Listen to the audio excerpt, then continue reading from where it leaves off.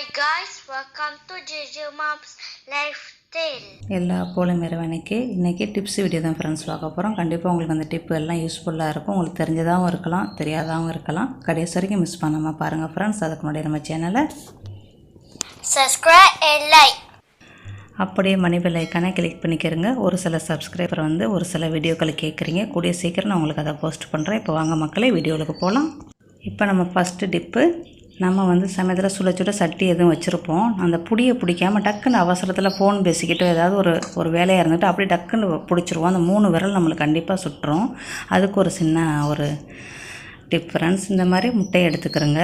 ஏன்னா சுடும்போது முட்டையவை எடுக்க சொல்கிறீங்கன்னு கூட நீங்கள் கேட்கலாம். கண்டிப்பாக அந்த முட்டையை எடுத்து நீங்கள் வெள்ளைக்கருவை மட்டும் ஊற்றி நீங்கள் செய்யலாம். லைட்டாக அந்த வெள்ளைக்கருவை வெள்ளைக்கரு வெளியாகிற அளவுக்குள்ள ஓட்டையை மட்டும் முட்டைக்கு போடுங்க. அதுக்கப்புறம் நம்ம யூஸ் பண்ணிக்கிறலாம். அதை பொரிச்சரிச்சு பிள்ளைகளுக்கு கொடுக்கலாம். இல்லைன்னா வெஜ்ஜு காய்கறி எல்லாம் நம்ம மிக்ஸ் பண்ணி விடலாம். இது ஒன்றும் வேஸ்ட்டெல்லாம் ஆகாது. நம்மளுக்கு சூடு பெருசாக முட்டை பெருசான்னா நம்மளுக்கு சூடு தான் பெருசு. நம்மளுக்கு பொக்கலங்கள்லாம் வராது. நாங்கள் கடையில் இருக்கல எங்களுக்கு இந்த டிப்லாம் தெரியாது. இது என்னோடய ஃப்ரெண்டு தான் ஒரு தடவை சொன்னாங்க ஒரு 2 வருஷத்துக்கு முன்னாடி.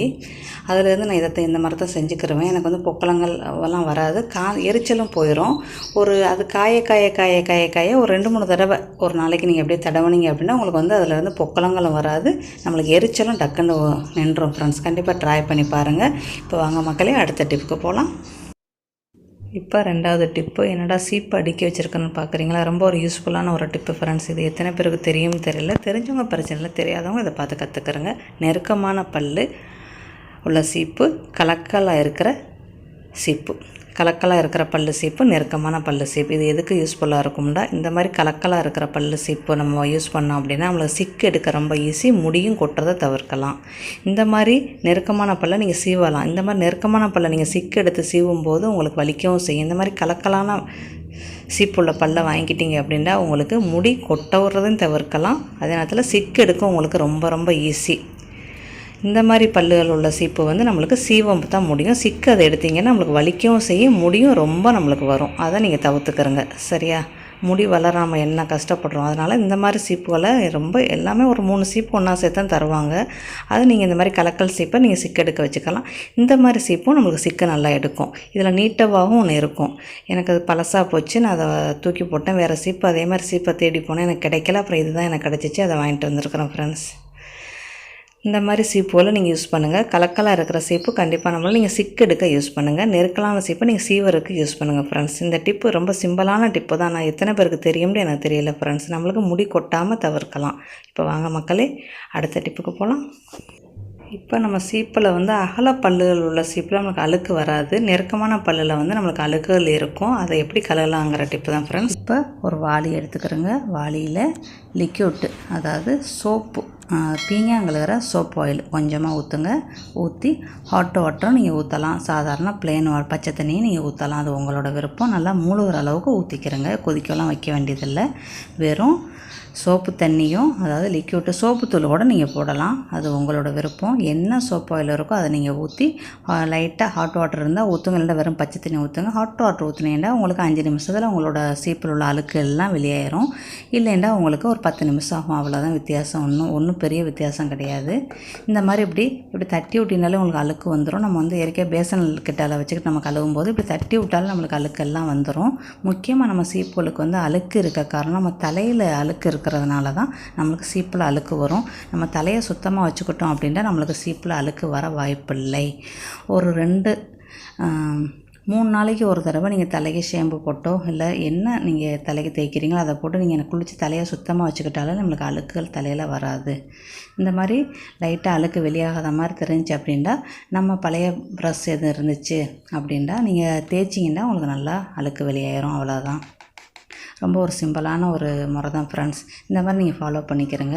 நம்ம வீட்டில் சின்ன பிள்ளைங்கள்லாம் இருந்துச்சுங்க அப்படின்னா அதுகளோட சீப்லாம் ரொம்ப அழுக்காக இருக்கும். அதெல்லாம் நீங்கள் இந்த மாதிரி கழுவி பிள்ளைகளுக்கு கொடுத்துருங்க. அதுங்க சூப்பராக சீவிடுறேன். ஏன்னா அவங்க கழுக தெரியாதுல்ல, அவங்களுக்கு சமயத்தில் கழுவவும் மாட்டாங்க. அழுக்கு சீப்பே வச்சு சீவுவாங்க. அதனால் நீங்கள் இப்படி செஞ்சு கொடுத்துருங்க. ரொம்ப ஈஸியாக இருக்கும். அப்புறம் சாதாரண பிளெயின் தண்ணியில் பச்சை தண்ணியில் கழுவி வச்சுருங்க ஃப்ரெண்ட்ஸ். நல்லா அழுக்கெல்லாம் போயிடும். அவ்வளோதான், முடிஞ்சிருச்சு. நம்ம சீப்பு க்ளீன் ஒரு 5 நிமிஷத்தில் நம்ம செஞ்சிட்டோம். எவ்வளோ சீப்பாக இருந்தாலும் இதே மாதிரியே செய்யுங்க. சூப்பராக உங்களுக்கு ஒர்க் அவுட் ஆகும். கழுகுனா நம்ம சீப்பு அழுக்கே இல்லாத மாதிரி தான் தெரிஞ்சிச்சு. ஆனால் அந்த உள்ளுக்குள்ளே பார்த்தா நல்லா அழுக்கு தெரியுது பாருங்கள். உங்களுக்கு வீடியோவுக்கு தெரியுதான்னு தெரியல, நல்லா அழுக்கு தெரியுது. இப்போ நம்மளோட சீப்பு நல்லா சுத்தமாகிடுச்சு ஃப்ரெண்ட்ஸ். இப்போ வாங்க மக்களே அடுத்த டிப் ஆகணும். இந்த டிப் உங்கள் எல்லாருக்குமே தெரிஞ்ச டிப்பு தான். நம்ம திடீர்னு நம்ம பிள்ளைங்க வரேன்னு சொல்லிட்டாங்க, இல்லை வேறு யாரும் விருந்தாடி வரேன்னு சொல்லிட்டாங்க அப்படின்டா நம்ம இயற்கையாக 8 ஹவர் இல்லை 6 ஹவர் நம்ம வந்து கொண்டக்கடலை பட்டாணி இதெல்லாம் நம்ம ஊற வைப்போம். திடீர்னு நம்ம செய்யணும் அப்படின்னு மறந்துட்டோம் அப்படின்டா நம்ம வந்து கொஞ்சமாக எடுத்து அதை வந்து இப்போ கரெக்டாக 2 மணிக்கு நான் சுடு சட்டியில் பட்டாணியும் சுண்டலையும் நான் வந்து ஊற வச்சுருக்கிறேன். ஊற வச்சு மூடி வச்சுட்டு 2 ஹவர் சென்று நம்ம வந்து பார்ப்போம் அது எப்படி ஊறி இருக்குது அப்படின்ட்டு. சுருக்கம் நம்மளுக்கு ஊறிடும்.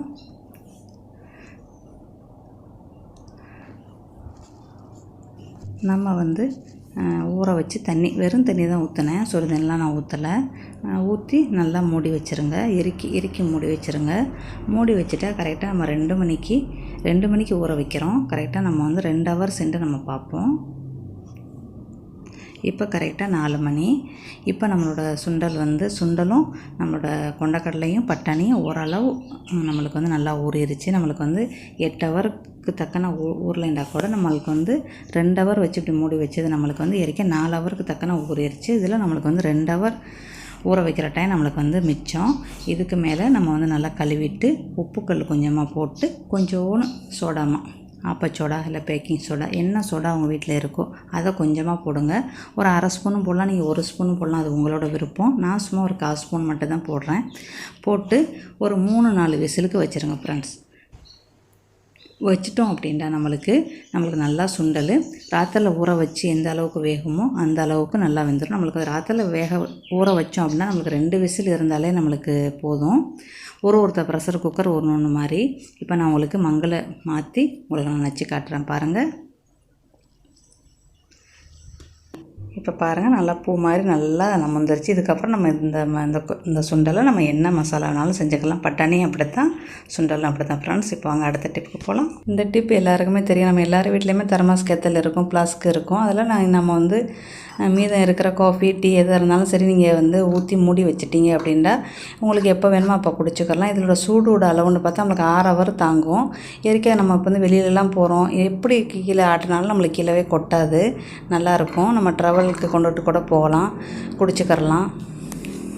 ஒண்டியாக இருக்கிறவங்களுக்கு ஈவினிங்க்கு கிச்சனுக்கு போக ரொம்ப உடம்பு ரொம்ப அசதியாக இருக்கும். கொஞ்சம் வயசானவங்களுக்கு அவங்க வந்து சமைக்கும் போதே இப்படி டீ காஃபி எதையும் போட்டு இந்த மாதிரி இதில் ஊற்றி வச்சுக்கிட்டீங்க அப்படின்னா ஃப்ளாஸ்கில் உங்களுக்கு ஈஸியாக இருக்கும். ஒரு 5-6 மணிக்கு நீங்கள் எடுத்து ஊற்றி குடிக்கிறதுக்கு ரொம்ப ஈஸியாக இருக்கும் ஃப்ரெண்ட்ஸ். இந்த மாதிரி ஒரு பட்டன் மாதிரி இருக்கும். இந்த மாதிரி திறந்தீங்க அப்படின்னா நம்ம வந்து வெளியிலலாம் போயில இப்படியே வாய் வச்சு நம்ம குடிச்சிக்கிறலாம்.